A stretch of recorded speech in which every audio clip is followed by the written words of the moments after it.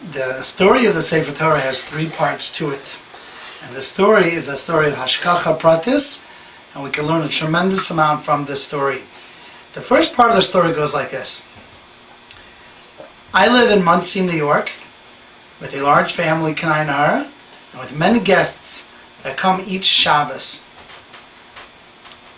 Included among those guests are Baalei Tshuva, or people who are not Baalei Tshuva yet. And they come to experience the Shabbos and to reconnect to their Judaism. And we thought to ourselves, wouldn't it be wonderful if we had a Sefer Torah that we could use for a minyan, so that these students would have an opportunity to have an aliyah. Some of them have never even had a bar mitzvah, and the ones that did have a bar mitzvah haven't had an aliyah since. But where would we get a Sefer Torah from?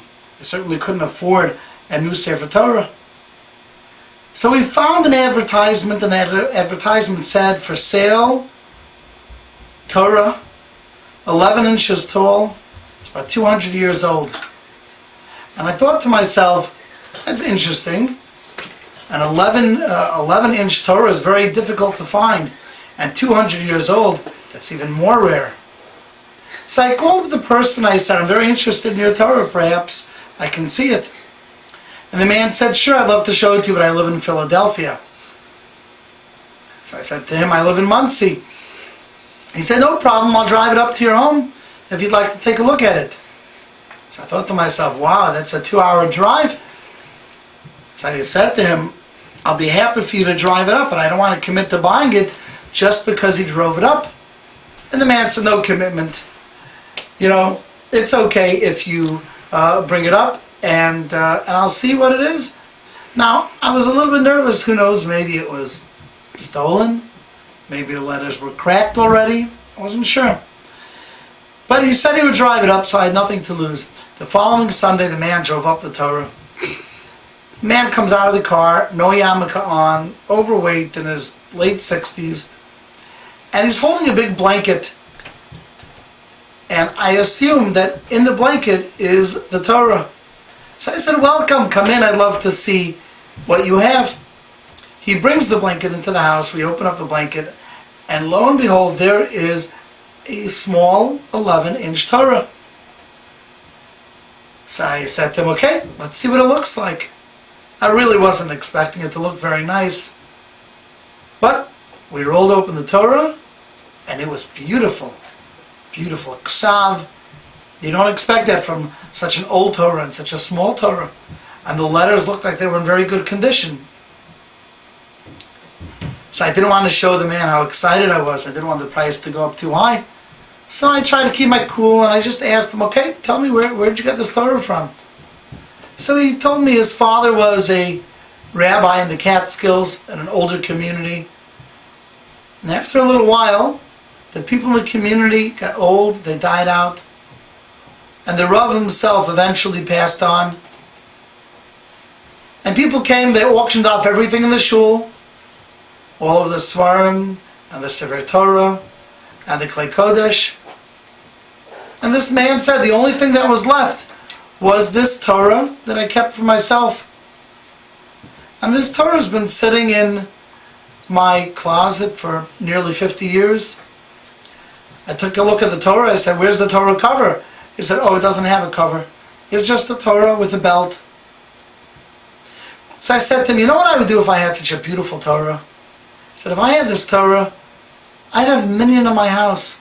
People could come, they could daven, they could reconnect with their Judaism, they could have their bar mitzvah, they would kiss it, they would hug it, they'd feel so close to it. It would be such a wonderful thing if we had this Torah. So the man looked at me, and the man said, very sadly, you know, I wish I had met someone like you when I was growing up, because I had many questions about my Yiddishkeit. I didn't know how to answer them. My father was much older, he was a survivor, and eventually he passed on. I didn't know where to turn. I didn't have my questions answered. And so I found this woman. She was Buddhist, And I ended up marrying her. And now, today, I practice Buddhism. Then he looks at me straight in the eye and says, listen, I want you to have this Torah. This is your Torah. I said to him, what does that mean? You want to sell it to me? He said, no, I want to give it to you. This is going to be your Torah. So I said, thank you. I wasn't quite sure how to respond to such a generous offer from a stranger. I only met him 5 minutes ago. And he said, no, I think you're going to do good things with it. This Torah is yours. And he turned around, walked out the door, stepped into his car, drove back to Philadelphia. And here I was left with this Torah. Now I'm thinking to myself, a Torah like this needs to be put in an Aron Kodesh, Holy Ark. But where are we going to find an Aron Kodesh that's so small? Most Aroni Kodesh are 6-7 feet high. This Torah is only 11 inches. It would be dwarfed. It would look silly. It would look funny. I found another advertisement a little while later.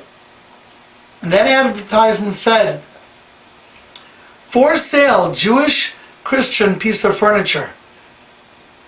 And I looked at the photo, and the picture showed a piece of furniture that looked just like a mini Aron Kodesh, complete with pillars and flowers and diamonds and leaves and vines, all carved into wood, possibly oak, very old. And when I looked at the size, I couldn't believe it. It looked like this may be the perfect size for this Sefer Torah. So I called up the people and I said, tell me, what's the story with this? You see, it looked so beautiful, but there was something about it that was strange. This beautiful Aron Kodesh had, at the very top of it, a big golden cross. The front of it was gold, and the back of it was wood. And I thought to myself, that's strange, an Aron Kodesh with a cross on top.